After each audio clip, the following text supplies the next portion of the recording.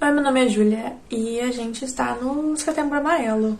É o mês de conscientização e prevenção do suicídio e por isso eu decidi ler um livro que tratava de algum assunto remotamente parecido. Antes de ler esse livro eu tava com zero vontade de gravar vídeo a respeito, mas só de ler o primeiro capítulo eu já tinha grifado 15 mil coisas e já começado a montar o roteiro, então aqui estamos. A página The Art Dolce no Instagram publicou uma vez que um mundo onde o autocuidado é um tópico sempre em tendência é um mundo doente. Eu não sou muito fã do Setembro Amarelo, mas nem por isso eu quero mudar ele, eu quero abolir ele, sabe? Ditar regras em cima dessa campanha.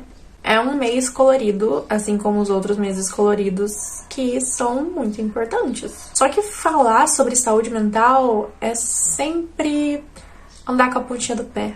Eu tô aqui pra falar as minhas opiniões e comentar um pouco sobre o livrinho que eu li. E assim, as minhas opiniões, elas estão o tempo inteiro mudando. E o que eu estou dizendo agora pode ser interpretado de 1000 maneiras diferentes. Eu não tenho controle do que você pensa que eu estou dizendo. Só queria deixar isso claro. O próprio livro diz que as nossas memórias são ficção. Esse livro da Svetlana diz a mesma coisa, que quanto mais revisitamos e significamos as nossas memórias e reelaboramos elas, mais elas se modificam, mas enfim. O livro é 100 anos de psicoterapia e o mundo está cada vez pior. Foi escrito na década de 90 por Michael Ventura, que é um escritor, colunista, e Jim Hillman, que é um psicanalista junguiano, autor, palestrante. Ele tem vários livros sobre a área dele. Eu vi essa indicação no Twitter muitos anos atrás. Esse livro, ele analisa a sociedade contemporânea e como a psicoterapia tem ajudado essa sociedade a se tornar um caos. Importante lembrar que não é um livro contra a terapia, de forma alguma. Um deles é psicólogo, é o ganha-pão dele, né? Não é um livro contra cuidar da saúde mental, não é um livro contra cuidar de si mesmo da maneira que você sente que faz sentido cuidar de si mesmo. São dois homens dialogando esse tema, ou pessoalmente, ou por telefone, ou por cartas. Eles discordam, concordam, têm epifanias. É um livro bem filosófico e me prendeu bastante. Eu vou trazer citações do livro que eu não necessariamente concordo, mas eu acho interessante discutir e também entender o porquê de eu não concordar. É porque não faz sentido com os meus valores, com o meu estilo de vida, com os recortes da minha individualidade, com o que eu conheço. É porque eu nunca precisei pensar a respeito antes. Por que eu não concordo? E vale lembrar que são dois homens brancos de meia idade conversando na década de 90. E eles estão falando sobre os Estados Unidos, e eles são dos Estados Unidos. E eles levam praticamente só Jung em conta. Muitas coisas eles mesmos são capazes de pensar de outra maneira. E as citações que eu vou trazer, como eu li em inglês, e elas são muito extensas, eu tomei a liberdade de traduzir e resumir. Elas já estão tendenciosas. Eu anotei elas aqui, então eu vou ler. Estou olhando aqui no minha tela. Freud diz que o que importa é como você lembra e não o que realmente aconteceu. Estamos contando histórias a nós mesmos o tempo todo sem nem perceber. E esse é um problema com a psicoterapia, que os profissionais não aprendem o suficiente sobre literatura, teatro e biografias. Eles aprendem casos e diagnósticos, coisas que não estão abertas à imaginação. Então eles não percebem que estão lidando com ficção. Assim, tem muita coisa nesse livro que eu achei bem viajada, mas esse ponto aqui eu achei muito interessante.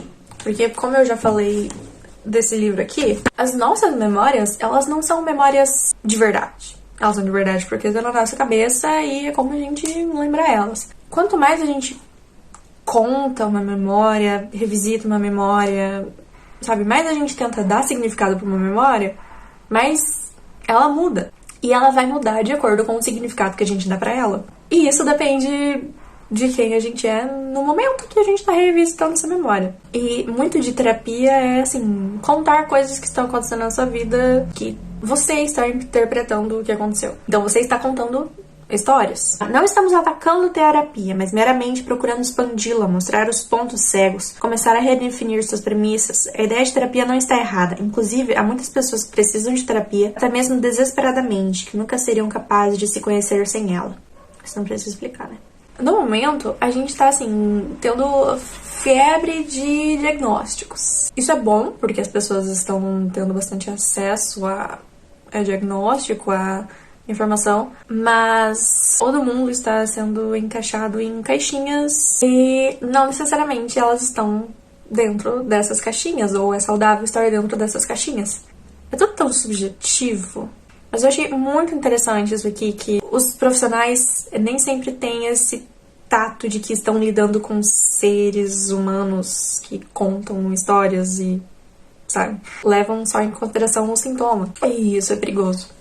Ao remover a alma do mundo e não reconhecer que a alma também está no mundo, não há como haver terapia. Isso que eu achei muito, muito, muito importante. O livro fala bastante de como o que você é não é só o que você sofreu na infância, como você foi criado, mas tudo ao seu redor é você. Escola, as séries que você assiste, os livros que você lê, você assiste jornal, tudo, tudo, tudo é você. Só que também coisas materiais são você. As pessoas vivem no mundo e não fora do mundo. Você não tem como interpretar uma pessoa só levando em consideração, sabe?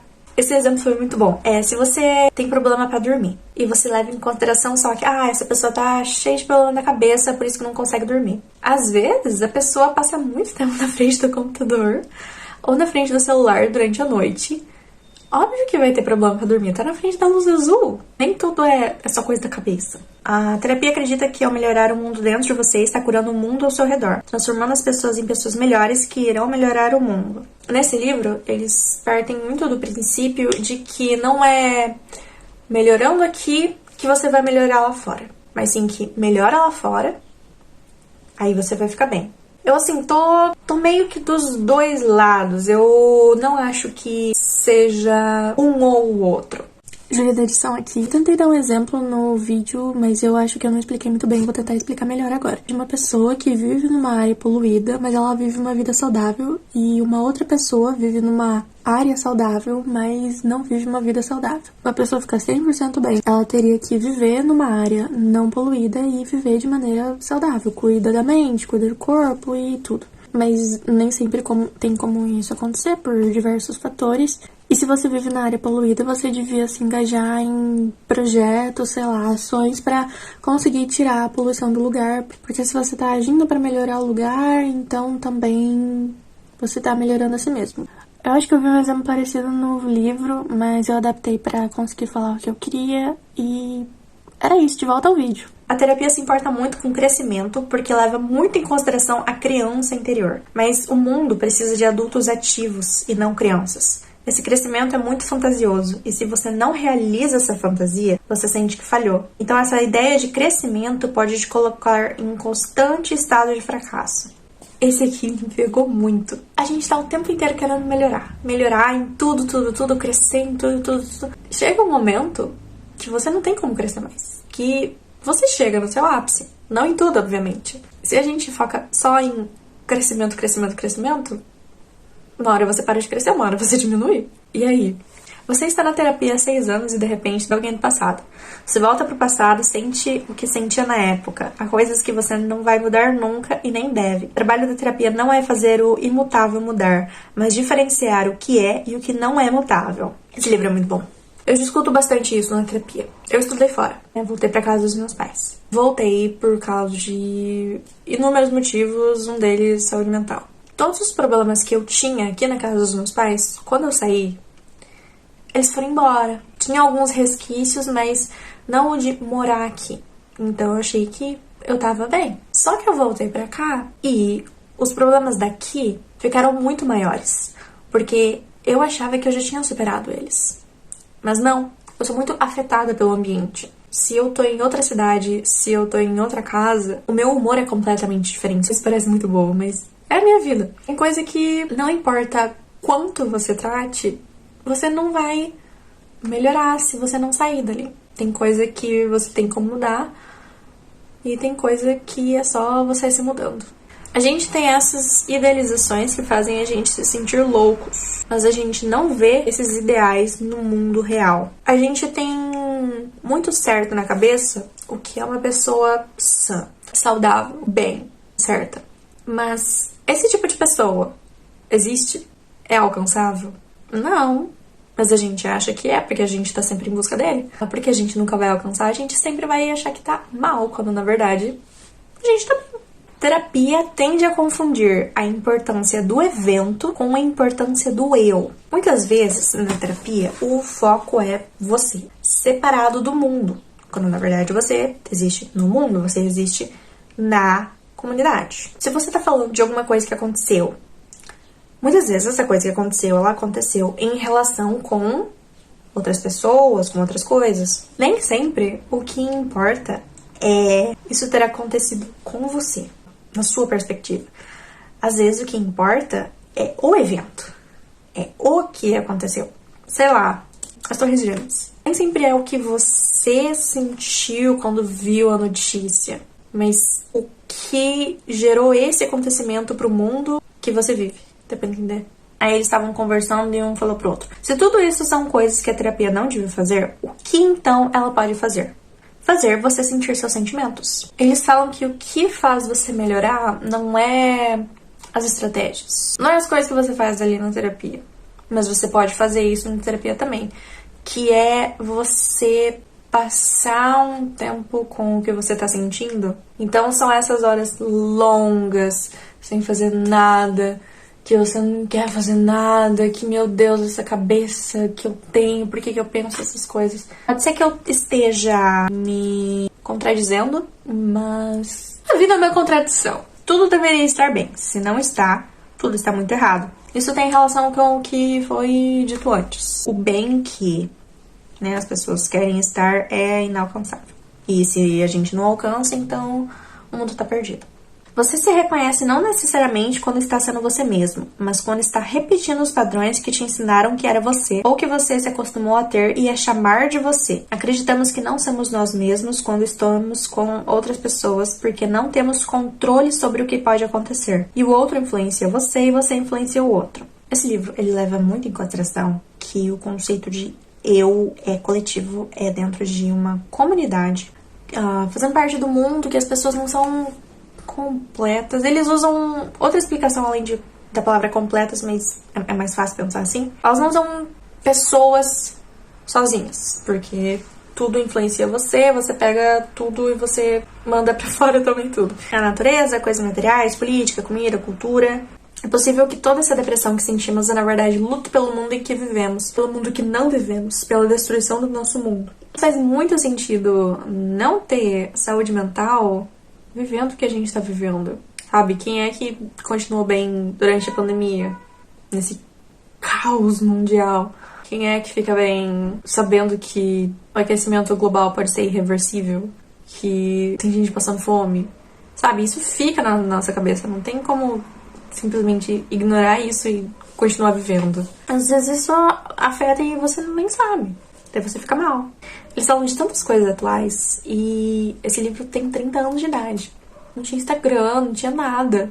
Eu queria muito saber o que eles teriam colocado nesse livro, numa nova edição talvez, sobre as redes sociais. Quem eu sou foi reduzido a como eu fiquei desse jeito. Quem eu sou foi de uma pergunta filosófica a uma pergunta com foco em cura. E não vemos mais a diferença. Nem sei pensar filosoficamente quem eu sou, mas eu sei pensar com o intuito de melhora. Eu tenho esses problemas, eu tenho que mudar isso na minha vida, eu tenho que fazer isso. Outras culturas, elas pensam de outra maneira, de uma maneira mais coletiva, que a gente tem que incorporar algumas coisas mais coletivas na nossa sociedade individualista e egoísta. Muitos profissionais não veem além de tornarem seus clientes funcionais, entre parênteses, em controle. A gente tem que ter noção de que existem muitas variáveis, você não tem como estar em controle sempre.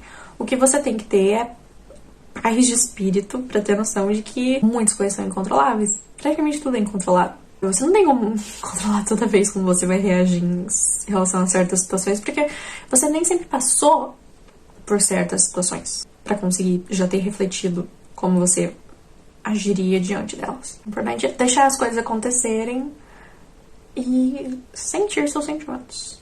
O último aqui. Grupos de apoio são um sintoma da nossa sociedade. Lá, todo mundo está focando em mim.